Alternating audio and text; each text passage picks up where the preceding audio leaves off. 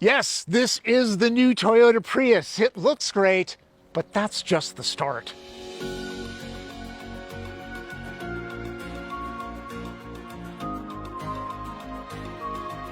It has the windshield rake of a Lamborghini, a voice-based interface system similar to luxury German brands, and the fuel economy of a Toyota Prius, because it is a Prius, the new 2023 model, the 5th generation. It's as good looking as the outgoing version was awkward. The 5th generation Prius is not just about design. Overall, it's a much better vehicle. It's more powerful, it's more efficient, it has better tech. It goes from being a punchline to a pretty desirable vehicle. I'm at a manufacturer's event outside of San Diego, California for a full debrief on all that's new. This is not a skin-deep review. For a car with such an iconic role in the Toyota lineup, we knew we had to make a statement. And I'd say that our design and engineering teams, well, they definitely delivered. True. Considering the damage Gen 4 did to eyeballs, this needed to be a grand slam to keep the Prius branding relevant since it's not available as a pure EV. Pricing? The LE grade will start at $27,450, and the XLE will start at $30,895. And for those who want everything that Prius has to offer, the top trim limited grade with all-wheel drive will be very well equipped at $35,865. There's so much to get to. For starters, a guest star. All right, special treat. Ryan Douthit is my co-pilot. Hi there, how's everybody doing today? Let's do this. Let's hit the basics first. Truly all new, it's built on the TNGA-C platform. The roof is 2 inches lower, width and length are up by about 1, wheelbase longer by 2. More attractive to the eye, it's less so to the wind. Aero efficiency drops a skosh. All 3 trims can be had with all-wheel drive, a bargain at $1,400. Prius Prime, arriving in the summer of 2023, should have more than the current model's 25 miles of all-electric range. The 4-cylinder is a larger 2-liter running the Atkinson cycle, plus there's a torquier electric drive motor that's up some 20% from 120 to 152 pound-feet. Net horsepower is up a whopping 60%. Total for the system is 194 horses for front drivers. Toyota doesn't offer total torque figures. It rises a couple to 196 HP for all-wheel drive powertrains. Interesting, considering that the motor that drives the back tires gets a substantial boost to 40 horsepower. The old one was 7. The lithium-ion battery with 14% more output is under here. Generally, it's silent running on start. The engine might fire up in colder conditions. The eCVT has no kind of synthetic shift points, and there are no steering wheel paddles to adjust regeneration drag. That's done here. I've always found EV mode that offers short, low-speed electric travel to be kind of useless. Drive modes adjust steering weight and throttle mapping subtly. There's no head-up display. The gauge cluster is up high enough to keep eyes on the road. Ryan and I snagged the top trim all-wheel drive limited in optional wind chill pearl. Its Toyota-rated efficiency is the lowest due to extra weight and 19-inch alloys. Still, 49 mpg average is impressive. The fuel sipper is the front drive LE rolling on 17 inches at 57 miles per gallon. The volume model XLE scores 52. So Prius still does Prius efficiency things, and owners can hypermile without a paper bag over their heads now. Plus, with all-wheel drive, it sprints to 60 miles an hour in 7 seconds flat, nearly 3 seconds quicker. One of the things I was wondering about when I saw the pictures of this was how visibility would be with this A-pillar, since it's really raked back. It's not bad.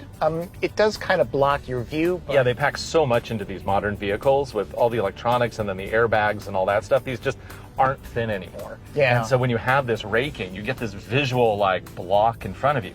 However, they do have this nice little glass piece down here. Yep. So at least it doesn't go A-pillar to wing mirror immediately. You have that little gap, which kind of makes it at least feel like you can see what's going on there. The vanity in me really appreciates the new exterior design. I feel a lot better about driving this car. The old one was just so ugly. It was hideous. The proportions were wrong.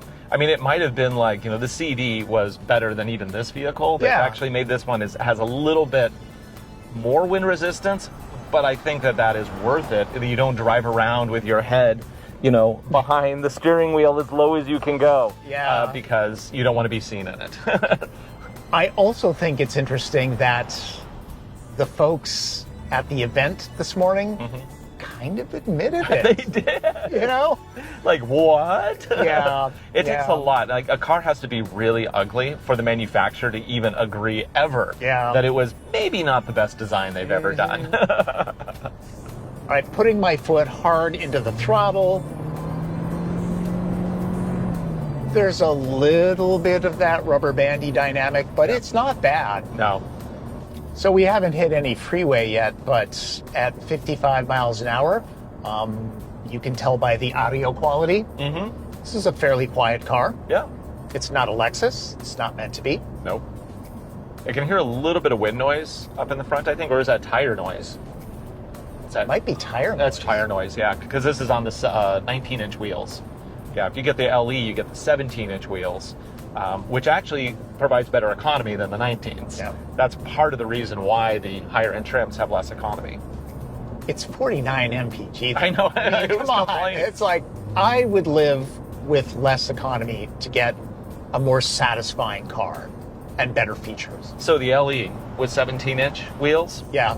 57 city, 56 highway. Okay. All right. So that's 8 mpg. I would go for the more opulent car, though. That's also front-wheel drive, too. That is the Yeah. absolute best Prius you can get. And yeah, it's less economical, but it's a lot more satisfying. I think as you get older, as we are, Tom, Me? little amenities like seat heaters, seat coolers, cars that are a little bit quieter, it's just these kind of things. When you're in your 20s and 30s, you're like, oh, it'll be fine. But as you get older, you're like, no, I'm not putting up with that. So even though this loaded one is mid-30s, you don't have to spend that much money to get, this kind of economy and these kind of looks. Yeah. It's a great look.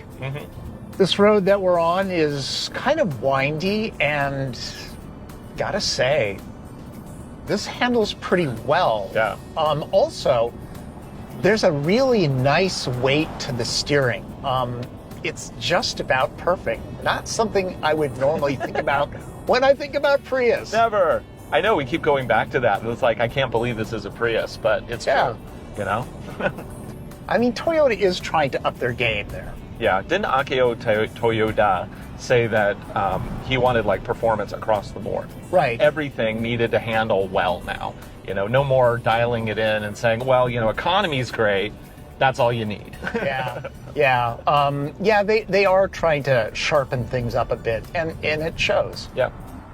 Generation 5 has excellent brake feel, smoothly transitioning from regenerative to the physical brakes, which are slightly larger now. Visibility is generally good forward and to the side. To the rear, it's kind of a slit. Thankfully, there's the improved Toyota Safety Sense 3 ADAS system. I'll let the Toyota folks take that. Blind spot monitor and rear cross traffic alert is standard on all grades.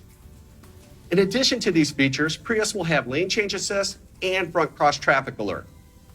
Lane change assist works with lane tracing assist and operates when the dynamic radar cruise control is operating.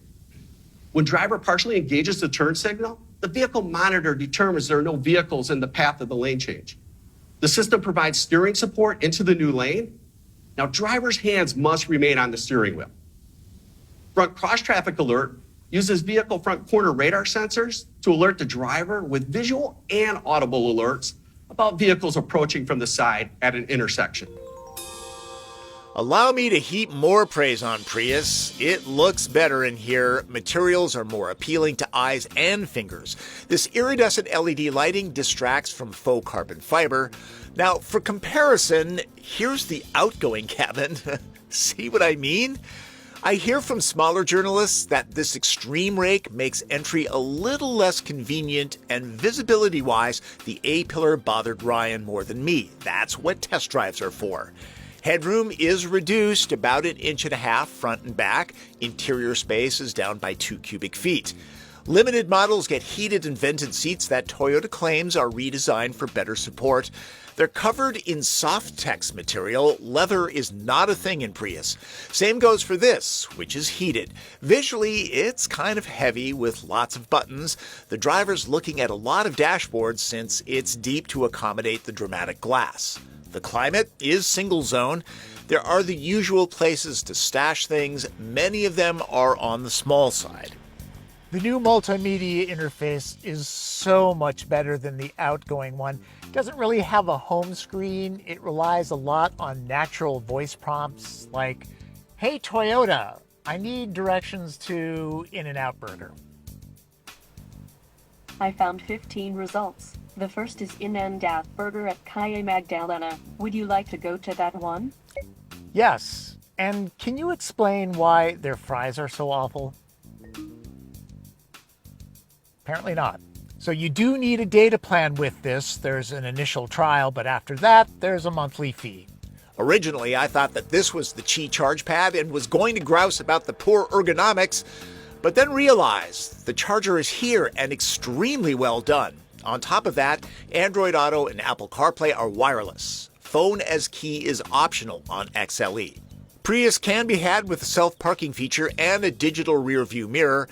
Generation 4 had a rear wiper. That's gone now, sadly. There are a number of Easter eggs, and Toyota isn't being dramatic with Reborn. It really is. The only busy part of the design is this. Better than the CHR, though. Uber riders will find the release pad has little travel and feels firm. A quick check of the back seat. I'm 5'9", and even though the roof slopes back, I've got that much headroom. That's not bad. Knee, leg, and foot room are generous. The cushions are high enough so that I've got thigh support. The door openings are a little on the small side if you're getting car seats in and out often. Door pockets, those are pretty small. No adjustable vents or separate climate zone. At least I can charge my phone. No pocket on this side. My evil twin brother would not like that. An umbrella. Feel right at home. This is the Limited. Heated seats are an option on this model. The bench is wide enough so you could put 3 adults back here for short trips across town, but I would keep it to 2. That way you can have a cup of coffee or a refreshing beverage. Analyzing the new sheet metal, the cabin is pushed back from the nose. The windshield flows directly into the hood with only a slight angle change. I talked to the chief engineer about the unusually clean-looking front end, for Toyota, and he confirmed this is a styling language for the brand going forward. Thank the design gods. The Synergy Drive badge is replaced by the new Beyond Zero dot. No more blue glow inside the logo either. That signaled hybrid powertrains. Kind of a Lexus thing happening with the lettering here. The kick in the lower flanks streams into the rear fascia cut line for harmony. It all flows nicely. Generation 4 had none of that. Need a reminder of that riot of randomness? Well, here you go. I find no glee in calling someone's baby ugly. I'm just truly perplexed how it made it past the first consumer clinics.